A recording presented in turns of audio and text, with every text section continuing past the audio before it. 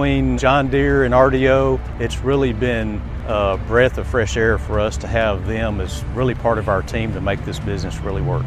To me, it's more about what happens after the sale of the piece of equipment. I've always had the feeling that it is very important to RDO to build relationships with the customer.